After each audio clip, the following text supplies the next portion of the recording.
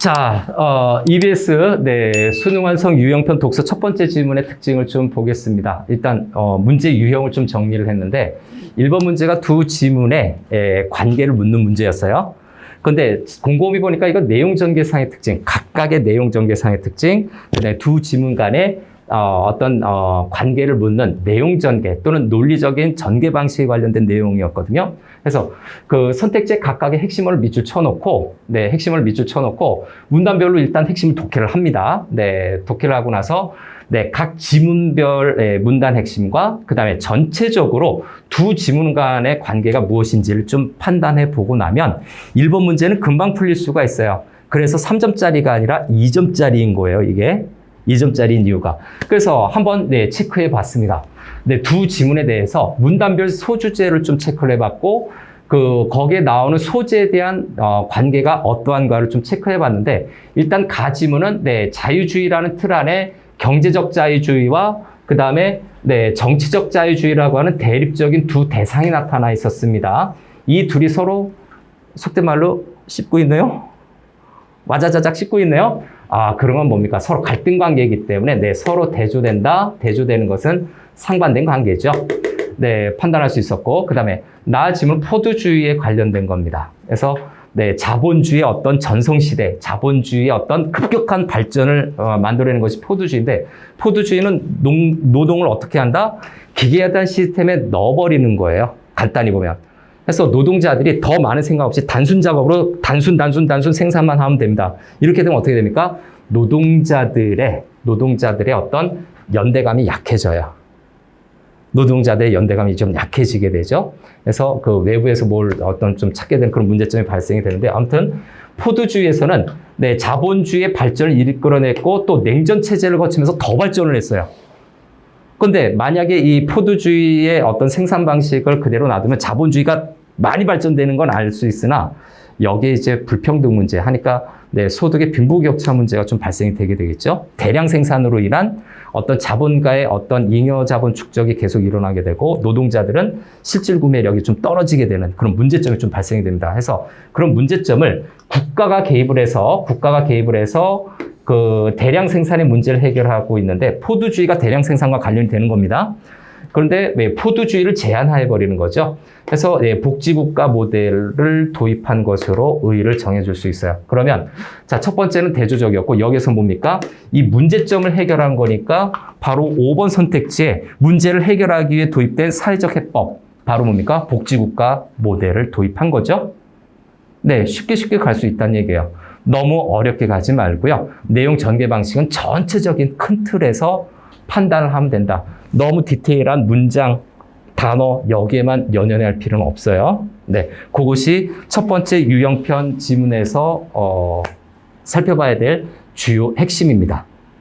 자, 두 지문에 대해서 여기 각 문단별 핵심을 조금 더 살펴볼게요. 그래서 지문으로 가서 가 지문에 1문단, 2문단, 3문단에 핵심어가 무엇일지, 어떤 내용을 얘기하고 있는지 우리 배경 지식을 좀 늘린다는 차원에서 한 번 더 정리하겠습니다. 이쪽은 좀 지우겠습니다. 이쪽은 좀 지워서, 자, 1번 문제 해결하는 방식이죠. 자, 그래서 가 지문에 대해서 문단별 핵심을 좀 빠르게 추리는 연습을 좀 한번 해볼게요. 그래서 가 지문은 앞에서도 얘기한 것처럼 경제적 자유주의와 정치적 자유주의에 대해서 이야기하고 있습니다. 자유주의와 정치적 자유주의. 어떤 건지 배경 지식으로. 자, 다시 한번 1문단으로 좀 정리를 해볼게요. 1문단에 첫 번째 한번 좀 잡아볼까요? 좀 빠르게 할게요. 1문단에서 자, 자유주의라고 하는 것은 두 가지로 나뉘는데, 긴장감을 내포한다라고 하고 있네요. 그래서 자유주의가 경제적인 부분과 경제적인 자유주의와 정치적인 자유주의, 첫 문장이 여기서 핵심이 되겠네요. 긴장을 내포하고 있다. 이렇게 얘기하고 있네. 긴장을 내포했다라고 하는 이 부분에서 이미 끝났잖아요. 긴장이라고 하는 것은 다시 한번 얘기하지만 대립하는 관계예요. 대립을 해야만 긴장이 나타나니까 첫 번째 문제 정답은 사실 첫 문장으로 첫 번째 내용으로 끝났죠. 그 다음 두 번째, 네, 시장에 관련된 이야기를 이야기하고 있습니다. 네, 시장을 이야기하고 있는데 생산과 분배 효율성 및 소유권을 중시하는 시장은 산업혁명에 의해서 발전이 됩니다. 네, 산업혁명에 의해서 네, 발전을 했다라고 이야기를 하고 있죠. 생산체제가 네, 급격히 변한 거니까. 그래서 이거는 뭐에 관련된 겁니까? 네, 경제적 자유, 경자라고 쓸게요. 경제적 자유주의와 관련이 된다라고 보여지는 거죠. 시장에 관련된 거, 시장, 산업혁명, 경제적 자유주의. 그 다음 세 번째, 네, 여기 산업혁명이라고 되어 있었는데 예, 시민혁명도 있어요. 시민혁명은 결론은 네, 정치적 자유주의와 관련이 되겠죠. 자유평등 박애입니다. 자유평등 박애를 중심으로 하는데 결국은 이거는 네, 정치적 자유주의와 관련을 맺고 있다. 그래서 서로 연관짓기하고 끝났어요. 첫 번째 문단 끝났습니다. 다음 두 번째 문단으로 넘어갈게요. 이 문단 핵심어로 예, 좀 추려서 정리를 좀 하라는 내용이죠. 그러면 두 번째 문단은 네, 경제적 자유주의에 대해서 경제적 자유주의에 대한 여러 가지 특징을 분석하고 있거든요. 네, 특징을 분석하고 있는데 자, 이 분석하는 거에서 첫 번째 네, 좀 간단히 가볼까요? 자, 경제적 자유주의에서 경자라고 써놓을게요. 경제적 자유주의에서의 자유는 무엇인가? 라고 하는 자유에 대한 개념을 지금 설정하고 있었죠. 한마디로 침해되거나 간섭받지 않을 개인의 권리입니다. 네, 침해받는 거 아니지요. 재정리하세요. 자기와 표현을 하세요. 또는 네, 간섭받지 않는 개인이 침해받거나 간섭받지 않는 것이 바로 경제적 자유주의 관점에서의 자유입니다. 그런데 두 번째, 경제적 자유주의에서 네, 비판한 것이 있거든요. 네, 비판한 것이 무엇인지를 제시하고 있죠. 비판한 건 뭡니까? 재분배적 평등주의를 비판했대요. 재분배적 평등주의. 현대로 얘기하면 이게 뭐가 됩니까? 복지가 되는 거죠. 분배를 다시 해서 네, 형평성 있게 좀 네, 균형을 이루자라고 하는 것이 재분배적 평등주의입니다. 그러면 경제가 비판한 건데 요거 비판한 이유가 있을 거예요. 네, 비판한 이유도 제시하고 있는데 왜 비판했을까? 좀 길게 되어 있는데 한마디로 개인의 재산이죠. 개인의 재산을 자유롭게 네, 처분을 할 수 있는 네, 자유롭게 처분하는 거죠. 이 자유롭게 처분할 수 있는 처분 권리가 어떻게 됩니까? 네, 침해된 거죠. 침해된 겁니다. 자, 여기 침해가 됐어요. 근데 원래 자유라고 하는 것은 침해를 받지 않는다라고 하는 이 부분과 서로 이론적으로 대립된 거예요. 자유의 개념에서 벗어난 거죠. 그러니까 자유의 정의에 대해서 자유의 개념을 벗어난 걸로 생각을 한 거예요. 비판을 한 거죠. 그래서 밀턴 프리드먼이 또 등장하나요? 그래서 밀턴 프리드먼이 이야기한 내용을 좀 체크를 네, 해봐야 되겠네요. 자, 밀턴 프리드먼이 얘기했던 거는 일단 네, 경제적 자유는 네, 정치적 자유죠. 네, 정치적 자유를 네, 실현하기 위한 그죠? 네, 정치적 자유를 네, 성취하기 위한 네, 필수 불가결한 네, 수단이다.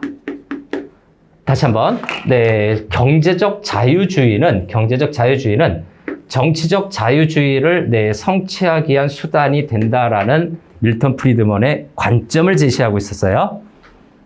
그죠? 네, 그다음에 밀턴 프리드먼의 관점 두 번째입니다. 네, 밀턴 프리드먼의 관점 두 번째. 네, 경제적 자유가 네, 그렇죠? 네, 경제적 자유가 네, 실현이 되면 경제적 자유주의가 실현이 되면 그렇죠? 네, 보장이 되면 네, 간섭이 차단이 된다라고 봤거든요. 네, 간섭이 차단이 되어서 이 성취 수단에 대해서 분석하고 있는 것 같네요. 여기 보니까 간섭이 차단이 돼서 결국 어떻게 된다? 권력이 분산된다. 권력 분산으로 이어진다고 본 거죠. 자, 이것이 바로 권력이 분산되는 이것이 바로 정치적 자유주의를 성취하는 거겠죠. 요걸로 이어서 설명을 한 거예요. 자, 다음에 자, 밀턴 프리드먼의 견해 계속 볼까요? 그 다음에 세 번째, 여기가 약간 헷갈릴 수 있는 부분이네요. 그래서 정치적 자유라는 것이죠. 여기 요 설명 다시 좀 하는데, 정치적 자유는 경제적 자유를 통해서 실현이 가능하다라고 보는 거죠. 통해서 가능하다라고 본 건데, 요거는 요거 1번 내용과 같은 내용이네요. 그죠? 이 말인즉슨 뭐냐? 자, 만약에 경제적 자유가 훼손이 되면 정치적 자유도 훼손된다라는 논리가 되는 거죠. 망가진다는 얘기예요.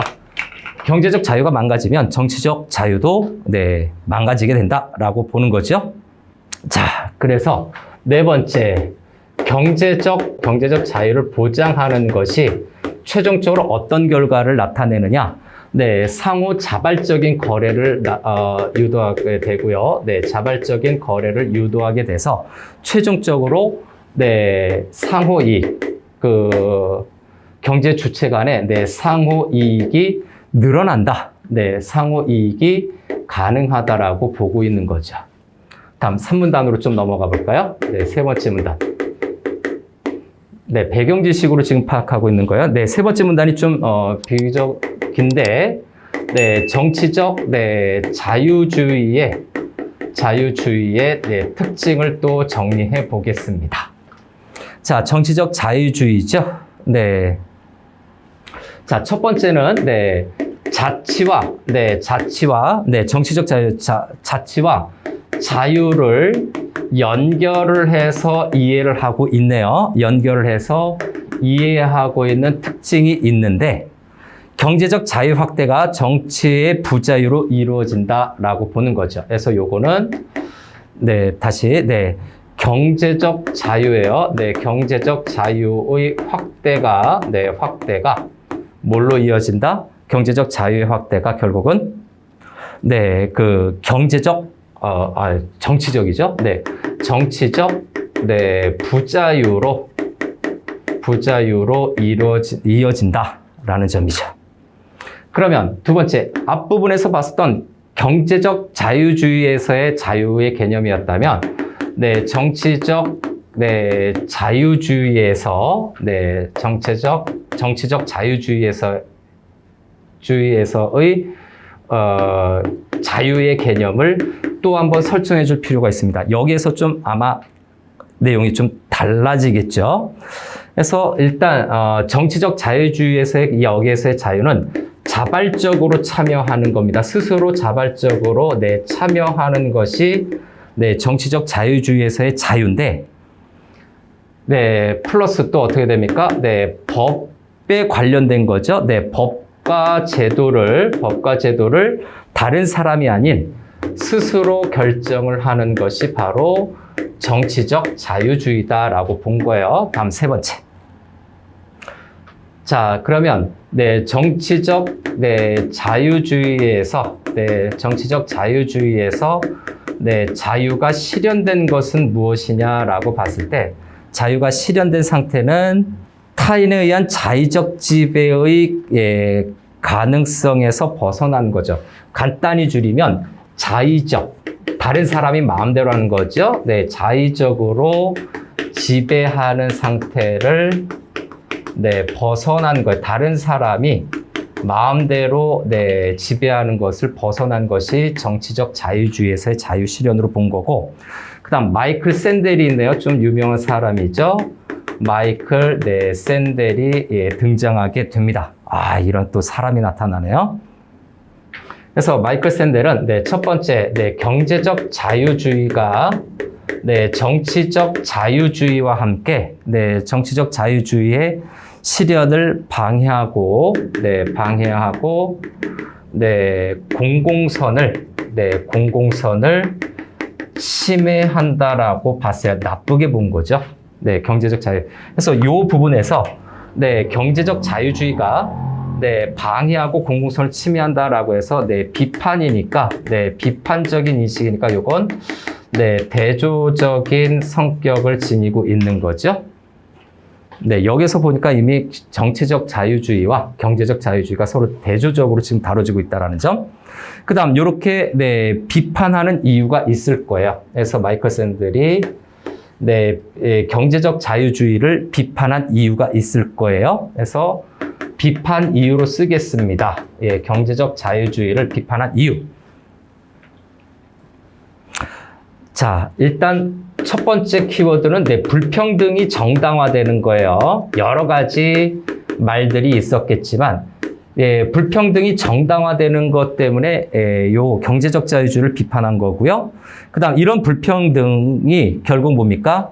너무 생계와 이익에만 자기 이익에만 집중하게 만드는 거거든요. 자기 이익만 집중하기 때문에 이기주의가 만연하게 된다는 얘기죠. 네, 그래서 이익에 집중하게 만듦으로써 네, 시민적인 역량을 저해시킨다, 떨어뜨린다라고 생각을 한 거야. 한마디로 먹고 사는 문제에만 신경 쓰고, 그 다음에 자기 이익만 신경 쓰기 때문에 좀 이기적으로 좀 삭막하게 변하는 거지. 그래서 그걸 좀 방지하고자, 네, 정치적 자유주의가 좀 중요하다라고 얘기를 했어요. 자, 그래서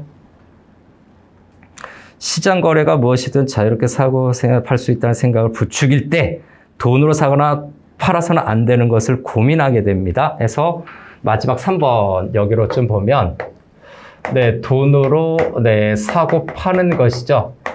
사고 파는 것을 고민을 하게 된다라고 얘기하고 있는데, 즉 인간의 정신적인 요소를 돈으로 사고 팔 수 없는 거잖아요. 돈으로 사거나 팔아서는 안 되는 것을 고민하게 되는 것이죠. 돈으로 사고 파는 것을 고민하게 됨으로써 최종적으로 어떻게 된다? 네, 인간의 가치가 네, 상실되는 것을 경계하는 거죠. 그래서 네, 인간의 가치가 네, 인간의 존엄성이 상실되는 거죠. 이것을 경계하는 것으로 글은 마무리되고 있습니다. 그래서 네, 가지문은 이렇게 네, 아주 디테일하게 살펴봤어요. 가지문은 이렇게 마무리가 되겠습니다.